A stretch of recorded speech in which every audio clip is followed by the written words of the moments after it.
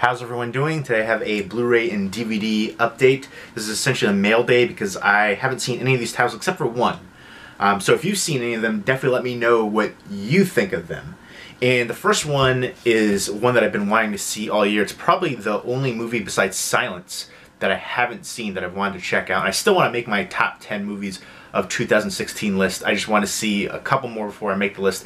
My goal is to get it done before the Oscars. But the first one up is Loving. Again, this is the one that I wanted to see besides Silence the most this year that I haven't checked out. And this is directed by Jeff Nichols, who did Mud, Midnight Special, Take Shelter, and he's pretty much worked with Michael Shannon in everything that he's done. But I don't know if Michael Shannon's in this movie. He hasn't been in the clips that I've seen. I don't see his name listed on the back, so that's surprising to be the first movie that he's done without Michael Shannon. But I really like Jeff Nichols as a director, and this looks really moving. It's, I believe, based on a true story about an interracial couple in 1958 in Virginia, and it was illegal during that time to have an interracial marriage, and they brought their case to the Supreme Court. So it's set during that time, and Joel Edgerton and Ruth Negga, who is in, she was in World War Z, and Joel Edgerton is in tons of stuff. He's been around for a long time. He was an Australian actor. I remember seeing him in the movie Acolytes, but Warrior was like the big movie that really kind of propelled him in the U.S., I believe. But yeah, Loving looks phenomenal. I can't wait to check this one out. Definitely excited for that. Next up is From Dusk Till Dawn Season 3. Now, I have seen episodes of this. This is the adaptation from the movie, which is a fantastic film. But I've never seen a season all the way through. I've seen several episodes, but never a full season all the way through. So I need to kind of revisit all of the seasons and maybe rewatch them and have a binge marathon. But from the episodes I have seen, I've really enjoyed it. Some really strong acting performances too. So there we go. This is from E1, and Loving is from Universal. And looking forward to checking this one out. Nice slipcover for it. And then next up from Arrow Video is Mania. This is about a biker gang, and it's set in 1972.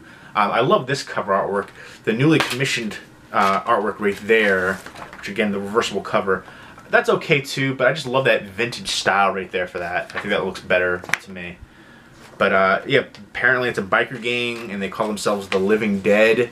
And the lead biker has a mother who is a Satanist, and they find a way to live forever kind of thing. And sounds kind of interesting, biker game kind of stuff. And I like a unique disc artwork right there too for the Blu-ray and DVD. And again, Arrow Video just kills it. They got the booklet in here too, a newly commissioned artwork, reversible artwork, disc artwork, clear case. Again, one of the best companies out there releasing films. Camera Person, which is another one that I wanted to see this year. I haven't heard too many people talk about this one. It's basically, it's like a mixture of a documentary, autobiography. It's basically the camera person who she films a boxing match in post-war Bosnia and Herzegovina, and daily routine of a Nigerian midwife. Intimate family moment at home with the director, Kristen Johnson. She weaves these scenes and others into her film, and a tapestry of footage captured over her 25-year career as a documentary cinematographer. So that just sounds really amazing to me. So I'm looking forward to this. This is from Criterion Collection, and a really nice release right there. Again, as far as what they do with their releases, again, the booklets, interior artwork, their special features, their transfers. So I'm excited for checking this one out. Again, Criterion Collection, Arrow Video are two of the top of the line of companies that are releasing films and Blu-rays today. I like Twilight Time a lot as well. Eureka over there in the UK. And Film Movement's another really good one that I don't hear people talk about enough. And then there's a couple other ones. I can't believe I'm blanking on it. The one company that did... man, they did the Sherlock Holmes one. They've done some film noir ones. Flicker Alley, I believe. Flicker Alley is another one that I really like the releases that I think is an underrated one, along with Film Movement. I had some behind me somewhere, but I've moved stuff around. Next up, this one is an eBay pickup. I wanted to see this one for a while. It says Region B on the back, but on Blu-ray.com, I think it says Region Free, so I'm hoping that's the case. It actually says it's an Arrow Films release. How about that? I did not know.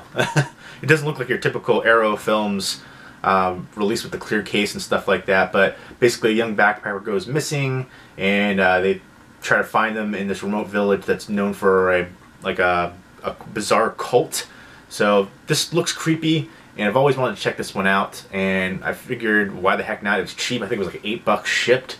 So I'm gonna give this one a watch. Hopefully it is region free. A lot of times when it does say region B on the back, sometimes it actually is region free, but I don't know, I have to check it out for myself, and I'll let you know once I do. Next up is The Black Dragon's Revenge with Ron Van Cleef, known as the Black Dragon, who Bruce Lee nicknamed him that himself. So this is basically a blaxploitation kung fu style movie. A bunch of rival gangs trying to find the Lost Finger fighting manual written by Bruce Lee. So this sounds pretty awesome. This is from The Film Detective, Restored Classics right here. They've put out some really cool, interesting titles too. The Bat was one which I really enjoyed with a couple different people in it, but there was another one too, Bucket of Blood. I can't remember now, but there was another one that was really enjoyable that they released. So I'm liking what they're doing. This is from 1975. Next up is Wonder Years. This is the only, out of everything, this is the only thing that I've seen. Wonder Years Season 6, the final season, 22 episodes on 4 DVDs, including the 1-hour ABC broadcast of the series finale. This is my all-time favorite TV show. Fred Savage's Kevin Arnold. Every time I hear Joe Cocker's Get By With a Little Help from My Friends, I just get choked up a little bit. Winnie Cooper, Becky Slater, just such a phenomenal coming-of-age TV show. It's just an amazing show. I highly recommend the heck out of the Wonder Years. I grew up on this, love this one. To this day, when I watch, like if I catch a rerun on TV, I get a little choked up. This just has so much nostalgia and memories for me. You know, I was kind of growing up when this was on air, so definitely has a special place in my heart, and just an amazing special features on here too. Again, featurette, the 1-hour finale, and last episode featurette. Some interviews on here from the vault. So, and there's always a ton of great appearances in here from actors who were just starting out too. And this includes over 24 songs that are featured in the original broadcast. That's what held this release up, or the whole series released for a long time, was the original songs. So the fact that they can get all the original songs, Nat King Cole, Everly Brothers, Marvin Gaye, Joe Cocker, the Champs, Grateful Dead, Rolling Stones, just tons and tons, Steely Dan, Hank Williams, Frank Sinatra.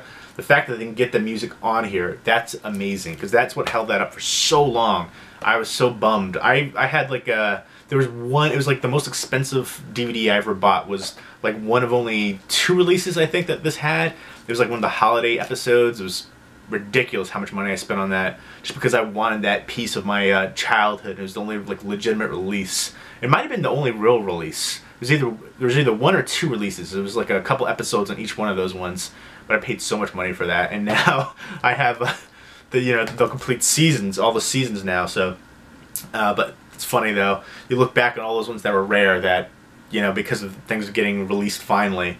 Next up is Disney's Elena and the Secret of Avalar. Now, I have to say this, looking at it, looks like a kid's movie, but so is Pinocchio, Aladdin, all these movies that we do enjoy for Disney. And I have to say, from the clips I saw, this does look interesting. And that one, like, spirit dog thing right there kind of looks like Alpha and Omega a little bit. But basically, it's about a princess who is trapped in an amulet for over 40 years, and then another princess frees her, and they have these, like, flying creature things, spirit animals, called Jacquins, and there's a wizard in training, and they have to fight the evil queen, voiced by Jane Fonda, fitting, Hanoi Jane.